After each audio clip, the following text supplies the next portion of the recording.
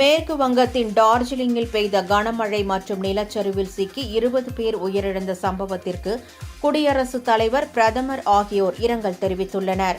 மேற்கு வங்க மாநிலத்தில் வடக்கில் இமயமலை பகுதிக்கு உட்பட்ட டார்ஜிலிங், கலிம்போங், கூச்பெஹார், ஜல்பைகுரி உள்ளிட்ட இடங்களில் கனமழை பெய்து வருகிறது. டார்ஜிலிங்கில் நேற்று முன்தினம் இரவு பெய்த கனமழையில் சாலைகள் வெள்ள நீரில் மூழ்கின. டார்ஜிலிங் சதர், மிரிக், சுகியா, போகாரி, ஜோர்பங்லோ, புல்பஜார் ஆகிய இடங்களில் நிலச்சரிவு ஏற்பட்டது.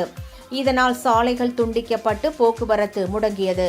மேற்கு வங்கத்தையும் சிக்கிமையும் இணைக்கும் சாலைகள் மற்றும் டார்ஜிலிங் சிலிகுரியை இணைக்கும் முக்கிய வழித்தடங்களில் நிலச்சரிவு ஏற்பட்டதால் அந்த பகுதிகள் துண்டிக்கப்பட்டுள்ளன.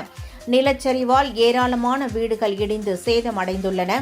உள்ளூர் காவல்துறையினர், மாவட்ட நிர்வாகம், மாநில பேரிடர் மீட்புக் குழுவினர் மற்றும் தேசிய பேரிடர் மீட்புக் குழுவினர் இணைந்து மீட்புப் பணிகளில் ஈடுபட்டுள்ளனர். இதுவரை கனமழை, நிலச்சரிவில் சிக்கி 20 பேர் உயிரிழந்ததாக தகவல் வெளியாகியுள்ளது. ஏராளமானோர் படுகாயங்களுடன் மீட்கப்பட்டு சிகிச்சை பெற்று வருகின்றனர். டார்ஜிலிங்கில் உயிரிழந்தவர்களுக்கு குடியரசுத் தலைவர் திரௌபதி முர்மு இரங்கல் தெரிவித்துள்ளார்.